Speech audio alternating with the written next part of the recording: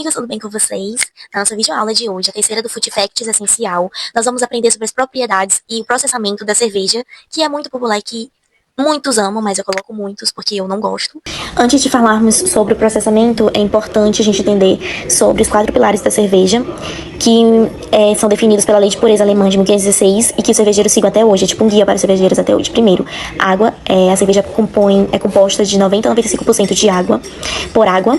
A gente também tem o malte, que é o cereal maltado, geralmente cevada, mas pode incluir trigo, centeio ou aveia. E esse processo de malteação, que é a germinação e secagem controladas do cereal, ativa enzimas que converterão amidos em açúcares fermentáveis. Também a gente tem o lúpulo, que vem da flor da planta Humulus lupulus, que é o responsável pelo amargor da cerveja, tá? Aroma. E, em certa medida, pela conservação da cerveja também. Quanto mais lúpulo, mais amarga a cerveja é. Quanto menos lúpulo, menos amarga ela é. E levedura, que é um micro-organismo responsável pela fermentação. A fermentação, ela vai diferenciar o chopp da cerveja. A gente vai ver isso posteriormente. O que acontece? Na fermentação, a transformação dos açúcares de malte em álcool e dióxido de carbono, além de contribuir com uma vasta gama de sabores e aromas também no resultado final da cerveja. Enfim, vamos para o processo de fabricação da cerveja passo a passo. O primeiro processo é a moagem. Os grãos maltados são moídos grosseiramente a fim de expor o malte, facilitando a extração dos açúcares, certo? É importante não moer demais a fim de que não se torne um mingau e assim dificulte na filtragem. E aí o que acontece? O segundo processo é a mosturação. O nome já está dizendo, né? Mosto. Vai formar um mosto. O malte moído, ele é misturado com água quente em um recipiente chamado tina de mistura. A essa mistura, damos o nome de mosto. Durante a mosturação, que ocorre em temperaturas controladas geralmente entre 60 a 70 graus Celsius, por um determinado período de tempo, as enzimas de malte atuam para converter os amidos em açúcares fermentáveis. Geralmente, é a maltose. E podem ser usadas para ativar enzimas específicas, influenciando o corpo e o teor alcoólico da cerveja. Depois a gente tem a lavagem e a reticulação. Após a mosturação, o mosto, agora rico em açúcares, porque concentrou, né, a maltose ali, é separado dos resíduos sólidos do malte, que a gente chama de bagaço. Primeiro é feita uma reticulação, onde o mosto é retirado do fundo da tina e bombeado de volta para o topo da camada de grãos, para clarear o mosto e fazer meio que um filtro natural com o bagaço. Em seguida, a lavagem é realizada, adicionando-se mais água quente sobre o bagaço para extrair o máximo de açúcares restantes. O líquido resultante é chamado de mosto cervejeiro.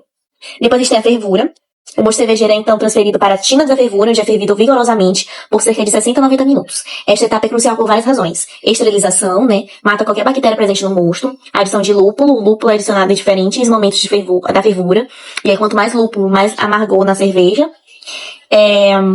Coagulação de proteínas. As proteínas indesejadas coagulam e são removidas, contribuindo para a clareza da cerveja. Concentração. Evapora parte da água, concentrando o mosto e ajustando o teor de açúcares. Depois, a gente tem o resfriamento, né? Após a fervura, o mosto quente precisa ser resfriado rapidamente, até a temperatura ideal para fermentação, que é geralmente entre 10 a 25 graus Celsius, dependendo do tipo de levedura. Isso é feito usando um trocador de calor. O resfriamento rápido é vital para evitar a proliferação de bactérias e outros micro-organismos desejados. Aí também, depois a gente tem a fermentação, que é um dos processos principais. O mosto resfriado é transferido para um tanque de fermentação e a levedura é inoculada, ou seja, adicionada. A levedura começa a trabalhar consumindo os açúcares, né, consumindo ali a maltose, os açúcares fermentáveis do mosto, e convertendo esses açúcares em álcool. Dióxido de carbono e também uma miríade de outros componentes que contribuem para o sabor e aroma da cerveja. Então, a levedura, ela vai transformar o açúcar em álcool por meio da fermentação. Também dióxido de carbono e outros componentes para ajustar no aroma e no sabor da cerveja. Esse processo pode durar alguns dias e várias semanas. Existem 2 tipos principais de leveduras. Ale, que é alta fermentação, fermentam em temperaturas mais altas e flutuam na superfície do mosto, né? A Ale só lembra de altura, mais alta. Produzem cervejas com perfis mais frutados e complexos. E a gente tem lager. Fermentam em temperaturas mais baixas e decantam para o fundo do tanque. Produzem cervejas mais limpas e nítidas. Então a gente tem essas duas. A Ale, que é alta fermentação, e a lager, que é baixa fermentação. Depois a gente tem a maturação, o condicionamento. Após a fermentação primária, a cerveja é transferida para um tanque de maturação ou permanece no mesmo tanque. Em alguns casos, aí nessa etapa a cerveja está resfriada a temperaturas máximas de 0 graus Celsius, próximas de 0 graus Celsius. A maturação permite que a levedura remanescente limpe alguns sabores indesejados, como o de acetil, que sedimentam partículas e suspensão e que os sabores se harmonizem. Para os lagers, né, que abaixo da fermentação, este período é essencial e pode durar semanas ou meses. Ou seja, quanto mais fica, mais concentrada é a cerveja. Filtração. Algumas cervejas são filtradas para remover leveduras e partículas em suspensão, resultando em uma cerveja mais límpida e brilhante. Cervejas não filtradas são chamadas de cervejas vivas ou cervejas turvas, e geralmente têm um sabor mais robusto e por vezes mais levedura no fundo. E por fim, a gente tem o envase. Finalmente, a cerveja está pronta para ser envasada em garrafas, latas ou barris, chopes, né? Antes do envase, a cerveja é carbonatada, adiciona-se dióxido de carbono para dar a efervescência característica, né? Em alguns casos, uma pequena quantidade de açúcar e levedura adicionada na garrafa para uma segunda fermentação e carbonatação natural, como em algumas cervejas belgas. Bom, agora falando sobre cerveja e chopp, o que acontece? Chopp e cerveja tem uma distinção. Só que não são coisas diferentes, não são coisas paralelas. Eu falei no início que são diferentes em termos desse aspecto que faz essa diferenciação. Porque o chopp é um tipo de cerveja. E aí o que acontece? Tudo se diferencia na etapa de fabricação, lá na pasteurização. Ambas as bebidas, elas são produzidas com os mesmos ingredientes e nas mesmas etapas. O que acontece de diferente é lá no final do processo. A cerveja é submetida à pasteurização. Este é um processo térmico em que a cerveja é aquecida a uma temperatura elevada por um curto período de tempo e depois é resfriada rapidamente. É um método de conservação. O objetivo é matar micro-organismos que possam estragar a bebida, aumentando significativamente a sua vida útil. Graças a isso, a cerveja pode ser engarrafada ou enlatada e transportada para ser consumida meses depois.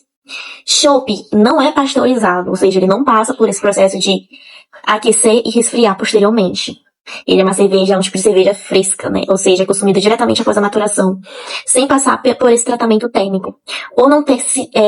Por não ser pasteurizado, ele precisa ser mantido refrigerado desde a fábrica até o consumo e tem um prazo de validade bem menor, geralmente de poucos dias ou semanas, tá? Então, a pasteurização ela é um método de conservação.